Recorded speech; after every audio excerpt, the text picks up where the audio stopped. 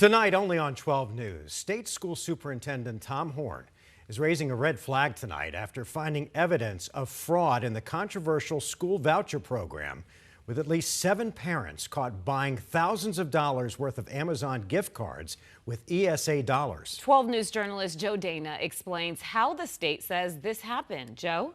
What you're seeing here is the state running this massive universal school voucher program, but there's simply not enough people to respond to the needs of parents in a timely way.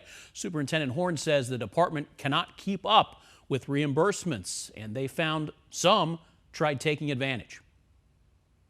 Did the state superintendent take on more than he could handle? Further improve Arizona's already excellent public schools. Tom Horne has appeared in ads inviting parents not satisfied with their schools to leave the public school system altogether and take taxpayer-funded ESA vouchers. You have choices. But now Horne says his office can't keep up with their workload. In October, telling education leaders, Reimbursements have become an overwhelming problem, and the situation is getting worse. Parents who enroll in the ESA program get an average of $9,400 to spend on their child's private school and supplies. But some purchases require parents putting up their own money first and getting reimbursed later. Those reimbursements are now taking up to 3 months, putting families in a bind who aren't flush with extra cash. On social media, parents saying they've been waiting since August. Another says they made purchases in June. They've only received $500 of the $4,000 they have spent.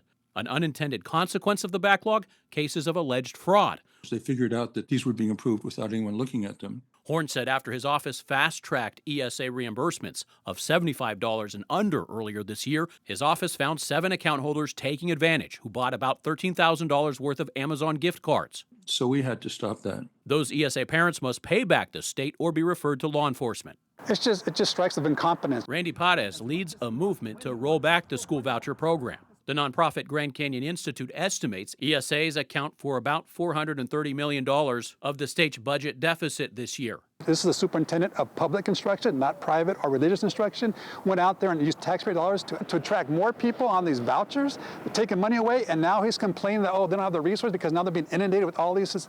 It's a self-created problem. Horne says Arizona legislative leaders need to provide him more staff to process reimbursements, and blames the legislature for not communicating with his office. We will ask for an increase, but we have no way of knowing whether it will be granted.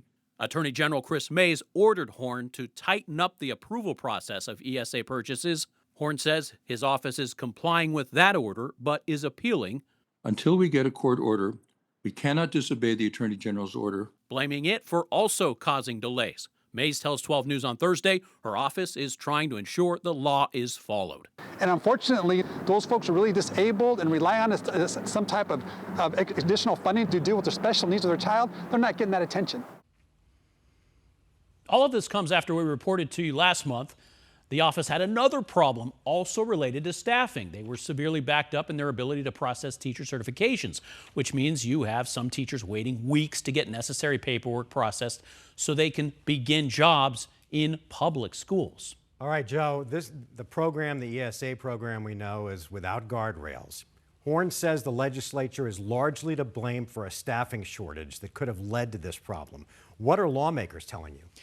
The leadership are Republicans Warren Peterson and Ben Toma. They are ardent supporters of the private school voucher program. We asked them about Horne's concerns and if they will be willing to fund more staff at the Department of Ed next year. So far, they have not responded to our questions. All right, Joe, thank you.